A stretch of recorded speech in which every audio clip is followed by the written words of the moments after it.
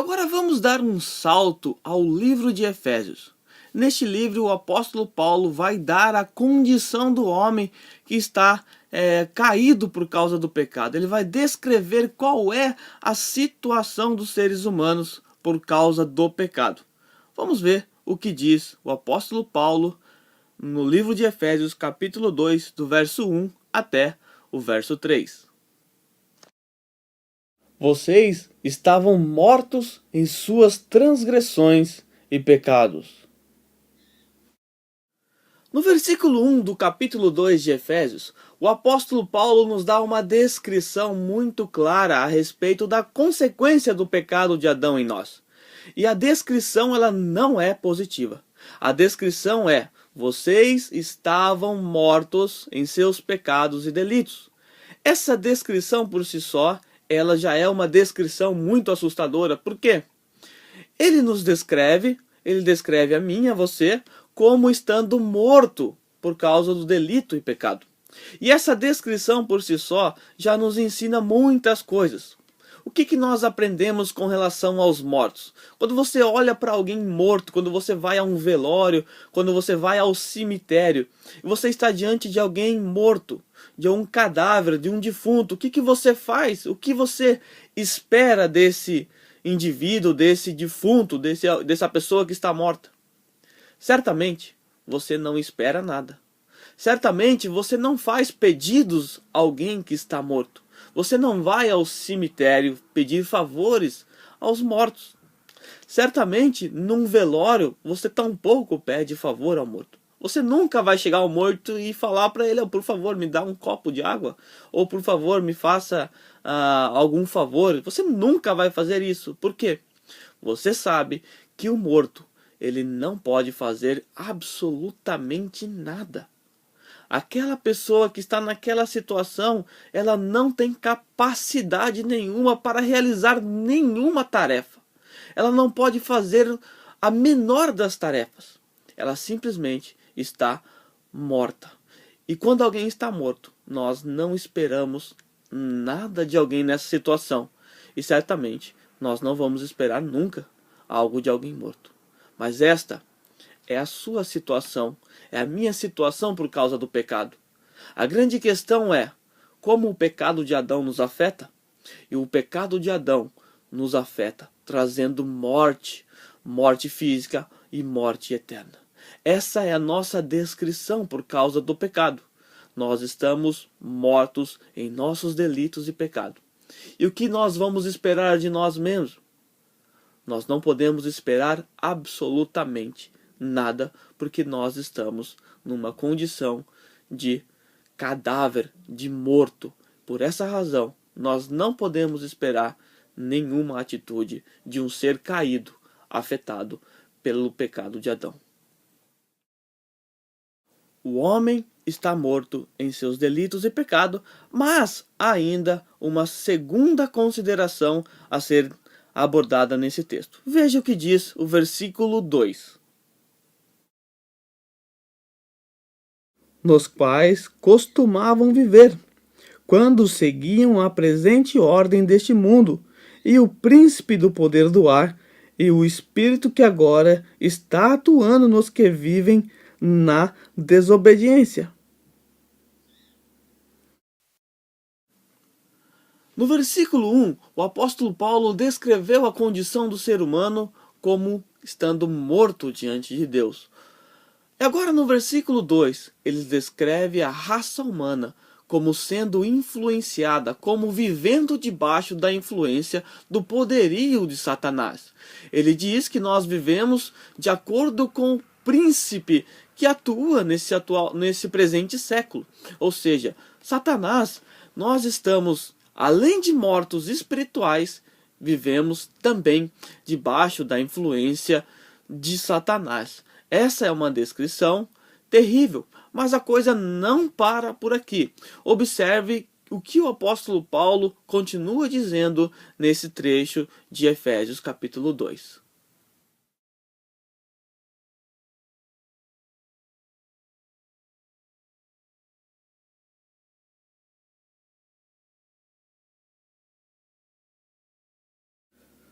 Verso 3.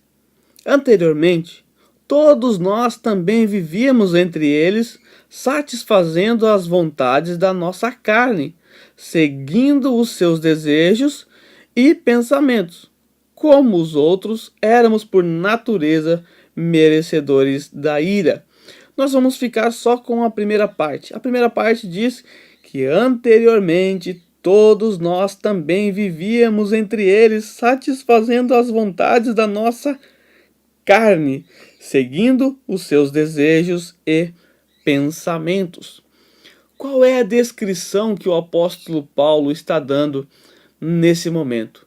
Ele está dizendo que aquele homem que é morto por seus delitos e pecado, que aquele homem que vive de acordo com o príncipe das potestades, que vive de acordo com a presente era, com o espírito que agora está atuando, agora esse homem, por causa da sua natureza corrompida, ele vive buscando satisfazer as vontades da sua carne. Por isso o homem sem Deus, ele não pode buscar a Deus. Lembra de Romanos capítulo 3? Não há quem busque a Deus.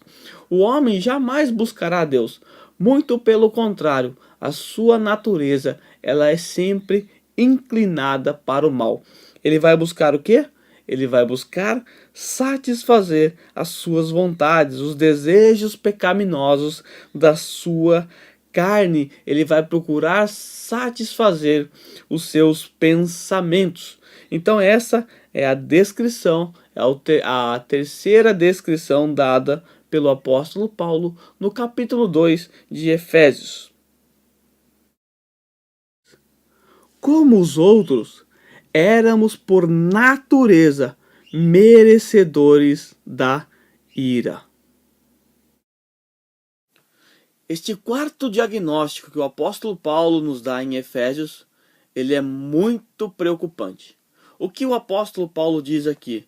Como os outros, éramos por natureza merecedores da ira de Deus. Os seres humanos merecem a ira de Deus. O que é a ira de Deus? Ira de Deus é a condenação eterna, é o inferno. É isso que nós entendemos por ira de Deus. E ele diz que, por natureza, nós merecemos a ira de Deus. As pessoas vão para o inferno por quê? Porque elas pecam? Não exatamente. Elas vão para o inferno porque elas possuem uma natureza corrompida, uma natureza que é totalmente inimiga de Deus. Esta natureza é que condena as pessoas ao inferno. Os atos pecaminosos e as atitudes pecaminosas, como nós vimos já anteriormente, são decorrentes da nossa natureza caída. E a nossa natureza caída é que nos condena ao inferno. O texto diz: somos por natureza merecedores da ira de Deus. Então nós merecemos a ira de Deus por causa da natureza caída que nós herdamos de Adão. É uma descrição muito terrível. A Bíblia diz que todos pecaram e todos merecem receber o salário, que é a morte. O salário do pecado é a morte eterna. Todos os homens pecaram, todos os homens receberam uma natureza caída. Nós vimos que desde o ventre materno nós já herdamos essa natureza caída, e por essa razão nós, por natureza, merecemos a ira de Deus. Nós, mortos, vivendo de acordo com a presente era, de acordo com o príncipe que atua na presente era, nós que estamos totalmente impossibilitados por estar mortos, nós não podemos fazer nada porque os nossos olhos, nossos pés, nossas mãos, nossa mente, nosso intelecto, nossa vontade está totalmente corrompido. Essa é a descrição sua, essa é a minha descrição. O que o pecado de Adão afetou? Qual é a consequência do pecado de Adão em mim, em você? A consequência do pecado de Adão em nós é tudo isso que nós acabamos de ver. É uma situação totalmente terrível, grave e séria. Se nós fôssemos tratar em termos de doença física, nós, ao olharmos para essa descrição, nós não poderíamos imaginar como uma simples unha encravada ou um simples resfriadinho. Se nós olharmos com olhos terrenos para essa descrição que o apóstolo Paulo nos deu, você pensaria nos piores dos tumores que alguém poderia ter, na pior das enfermidades que você pudesse imaginar. Se você pudesse imaginar em termos físicos a descrição que o apóstolo Paulo deu de alguém, você pensaria em alguém que possui absolutamente todas as enfermidades, alguém que está totalmente debilitado. Essa é a nossa descrição. Essas são as consequências do pecado em nós. Então observe que o pecado de Adão não trouxe consequências levianas. O pecado de Adão trouxe consequências terríveis e muito preocupantes. E essas consequências em nós, ela só pode ser tratada por Deus. Deus é o único que tem o remédio certo para resolver esse problema. Portanto, se você ainda não tem Deus em sua vida, se você ainda não tem o remédio que é Jesus em sua vida, então eu aconselho você a começar a se preocupar. Porque a sua descrição, se você não tem Cristo, é que você está morto em seus pecados e delitos. Você é inimigo de Deus. Você não faz o bem. Você é impossibilitado de buscar a Deus. Você está, por natureza, condenado ao inferno. Eu não posso aliviar a sua descrição. É assim que a Bíblia descreve você se você não tem Cristo em sua vida. Portanto, se você que está assistindo, se você que está vendo esta aula, não tem ainda Cristo em sua vida, não leva a pessoa de Cristo a sério, então comece a se preocupar, porque o remédio é dado àqueles que recebem, àqueles que reconhecem Cristo como seu Senhor e Salvador. Se essa não é a sua descrição, então, lamentavelmente, você está correndo risco terrível.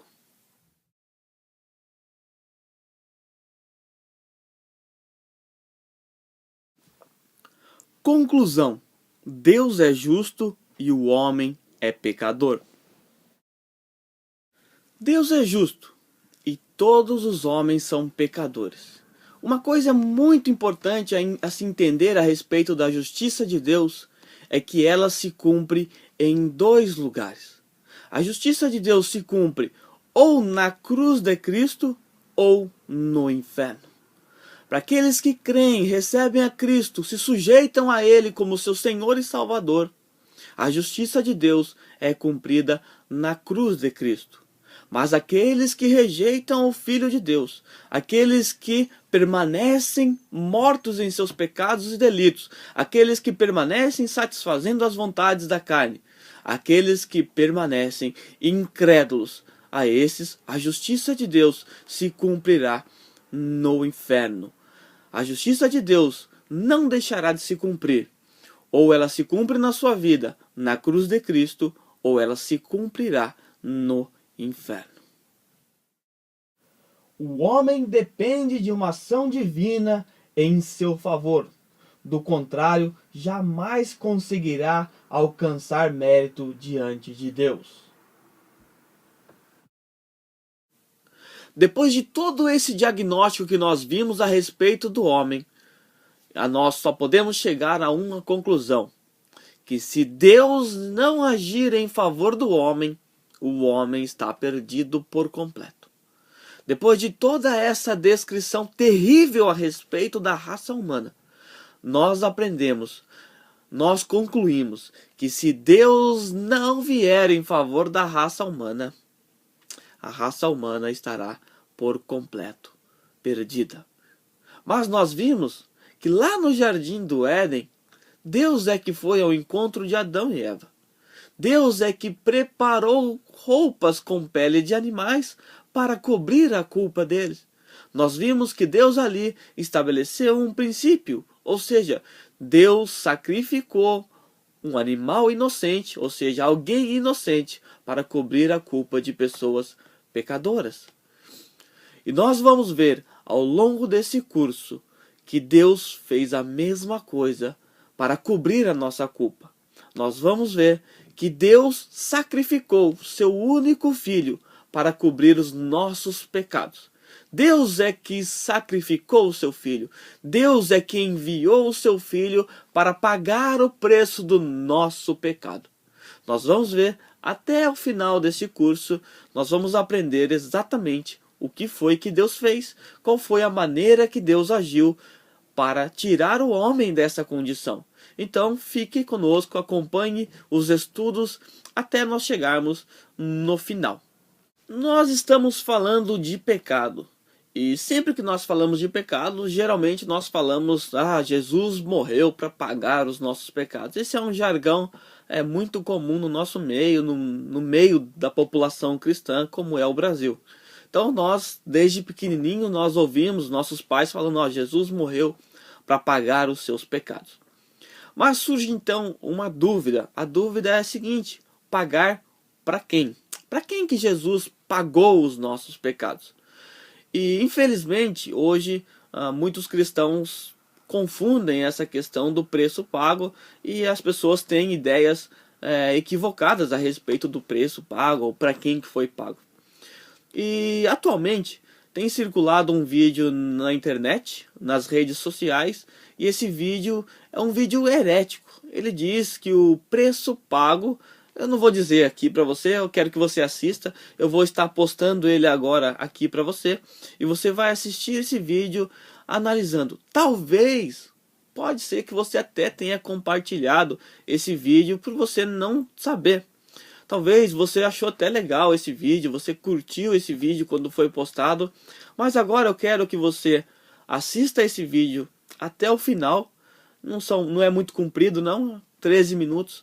Assista esse vídeo até o final para você entender o preço pago. Para quem foi que Jesus pagou o preço. Então eu vou deixar aqui para vocês esse vídeo que eu já fiz para que você tenha uma compreensão mais correta a respeito do preço pago. Eu termino esta lição agradecendo a você por você estar assistindo até o final esta lição, agradecendo a Deus pelo privilégio de estar falando com você e pedindo para que Deus abençoe a sua vida. Espero que você tenha gostado, aprendido, crescido espiritualmente com essa lição e espero que tenha sido útil à sua vida cristã também.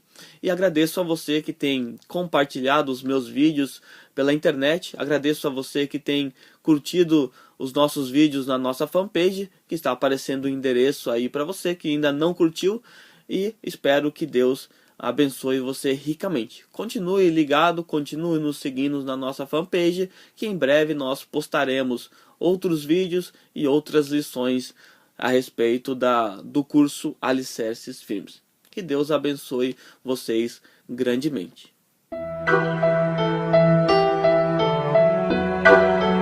George Thomas era um pregador inglês muito conhecido. Ele apareceu um dia em sua pregação carregando uma gaiola e a colocou no púlpito. E então começou a falar. Eu estava andando pela rua ontem e vi um menino levando essa gaiola, com 3 pequenos passarinhos dentro, com frio e com medo. E perguntei: menino, o que você vai fazer com esses 3 passarinhos? E então ele me respondeu: levá-los para casa, tirar suas pernas, queimá-los ou me divertir com eles. Aí então George perguntou a ele: quanto você quer por esses passarinhos, menino? O menino respondeu: ó, senhor, não vai querê-los, eles não servem para nada. Então o pregador os comprou por $10 e os soltou em uma árvore. Um dia Jesus e Satanás estavam conversando e Jesus perguntou a Satanás o que ele estava fazendo para as pessoas aqui na terra. Ele respondeu: eu estou me divertindo com elas. Ensino a fazer bombas e a matar, a usar revólver, a odiar umas às outras, a casar e se divorciarem. Ensino a abusar de criancinhas. Ensino jovens a usar drogas, a beber e fazer tudo o que não se deve e o que os conduzirá à maldição futura. Estou me divertindo muito com eles. Jesus perguntou: e depois? O que você vai fazer com eles? Vou matá-los e acabar com eles. Então Jesus falou: quanto você quer por eles? E, ironicamente, Satanás respondeu: você não vai querer essas pessoas. Elas são traiçoeiras, mentirosas, falsas, egoístas e avarentas. Elas não vão te amar de verdade. Vão bater e cuspir no teu rosto. Vão te desprezar e nem vão levar em consideração o que você fizer. Então Jesus mais uma vez perguntou: quanto você quer por elas, Satanás? Quero toda a tua lágrima e todo o teu sangue. E Jesus pagou o preço da nossa liberdade. Como nós... Este vídeo que você acabou de assistir é um vídeo muito popular nas redes sociais. É um vídeo que tem sido compartilhado por milhares de pessoas. É só você conferir o acesso no YouTube. Mas eu quero começar esse discurso aqui mostrando que, infelizmente, os cristãos da atualidade perderam o senso crítico. Nós, os cristãos que vivemos na presente era, nós aceitamos qualquer discurso, simplesmente porque eles parecem bonitos.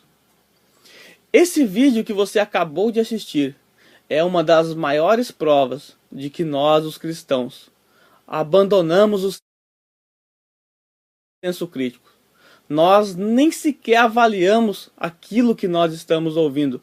E muitos simplesmente compartilham esses vídeos porque acham bonitinho, acham legal, se sentem bem ao ouvir esse tipo de discurso. Mas eu quero começar aqui dizendo que esse discurso, que essa narrativa que você acabou de ver nesse vídeo, que esse diálogo entre Jesus e o diabo não está nas Escrituras Sagradas.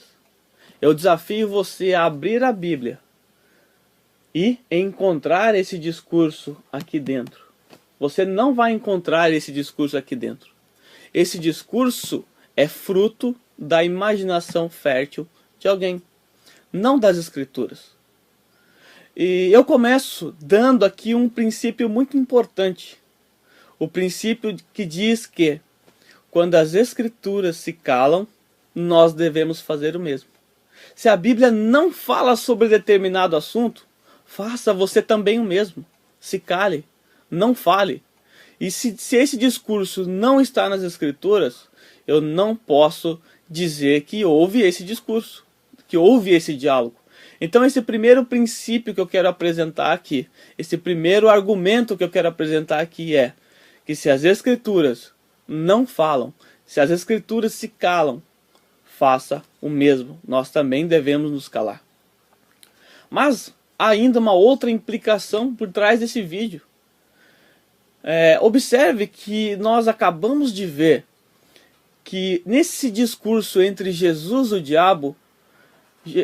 o diabo exige um preço a ser pago por Jesus. A grande questão que está por trás de tudo isso aqui é o preço pago por nós. Jesus pagou um alto preço por nós. Todo mundo sabe disso, todo mundo está careca de saber que Jesus pagou um alto preço por nós. A grande questão é, pagou para quem? Esse alto preço foi pago para quem? Nesse vídeo que você acabou de ver, para o diabo. O diabo está fazendo as exigências a respeito do preço pago. O preço é muito alto, você não vai querer pagar. O diabo está então fazendo as exigências. Para quem foi que Jesus pagou os nossos pecados? Será que foi para o diabo? Se você responder que foi para o diabo, você vai ter algumas complicações. A primeira complicação é esta. Lembra do Antigo Testamento? Quando Jesus ainda não havia vindo à Terra para morrer como sacrifício perfeito em nosso lugar? Qual era o meio provisório que Deus estabeleceu para a remissão dos pecados, para a expiação dos pecados? Exatamente, sacrifícios de animais. Durante todo o Antigo Testamento, nós vamos ver animais sendo sacrificados. A Bíblia diz que sem derramamento de sangue não há remissão de pecado. E também a Bíblia diz que, porque o animal não era perfeito, então esses sacrifícios eram constantes. Então, durante todo o Antigo Testamento, no templo de Deus, ou no tabernáculo, animais eram sacrificados para expiar, para pagar um preço, para expiar o pecado de alguém. Se esse preço que Jesus pagou na cruz do Calvário foi para o diabo, então você está me dizendo que todos os sacrifícios do Antigo Testamento também foram feitos ao diabo no templo de Deus. Todas as vezes que o sacerdote de Deus ia ao templo sacrificar um animal, ele estava, na verdade, pagando um preço ao diabo, um sacrifício ao diabo, porque ele está exigindo de Jesus. Jesus é o verdadeiro preço pago, aqueles do Antigo Testamento era apenas uma sombra. Então você está me dizendo que todos aqueles sacrifícios no templo de Deus, feitos pelos sacerdotes escolhidos por Deus, eram sacrifícios ao diabo? Grandes complicações você terá se defender essa ideia. Mas ainda uma terceira consideração que eu quero fazer aqui. Essa terceira consideração é a seguinte: o nosso pecado, ele é uma ofensa contra quem? Contra Deus ou contra o diabo?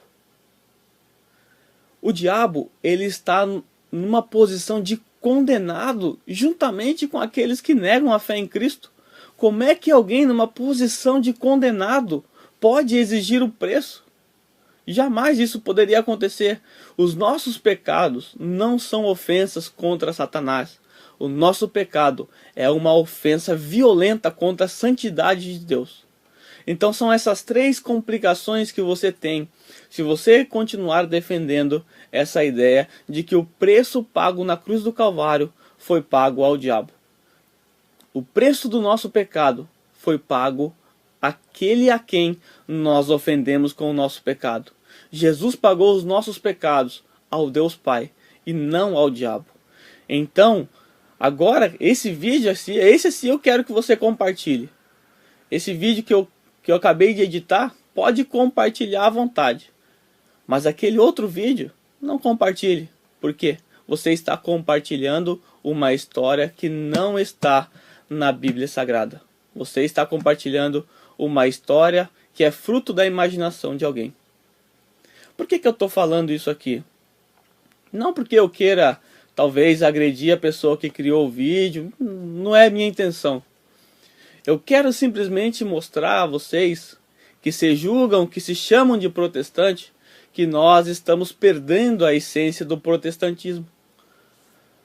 Nós estamos acreditando em qualquer coisa que é falado, em qualquer coisa que é dito. Nós nem sequer avaliamos. Esse vídeo é uma grande prova disso. Nós não nos colocamos na posição dos crentes bereanos que avaliavam tudo aquilo que era dito. Olha que era o apóstolo Paulo que estava pregando.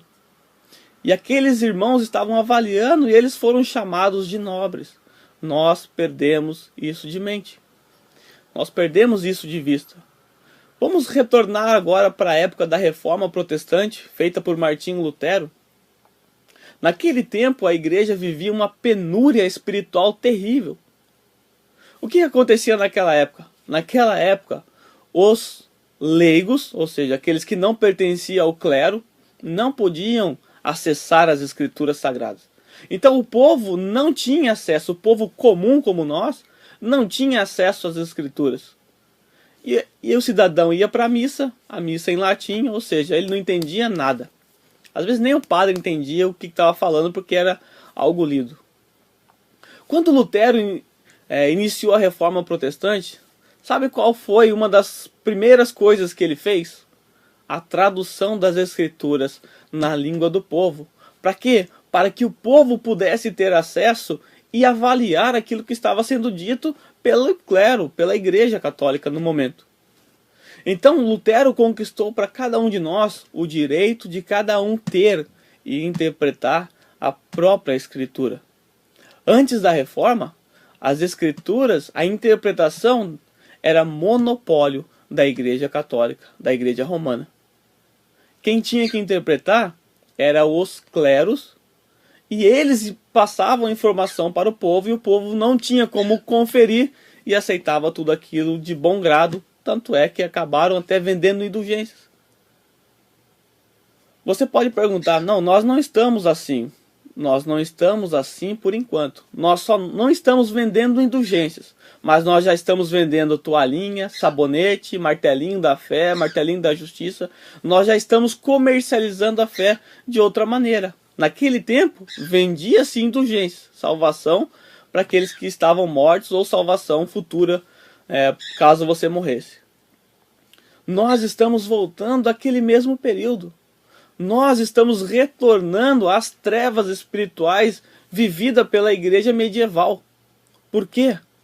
Porque nós estamos entregando esse livro na mão do clero. Nós estamos devolvendo esse livro ao clero e pedindo, interprete-os e nós aceitaremos tudo que vocês disserem.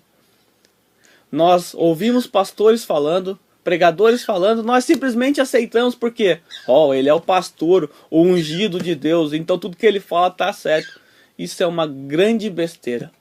Nós como cristãos temos que viver por aqui, não por falácia, não por aquilo que dizem, não por aquilo que parece agradável aos nossos ouvidos. Se você é um cristão protestante, eu lhe suplico, volte às Escrituras. Volte a esse livro. A sua vida depende desse livro. E eu encerro por aqui.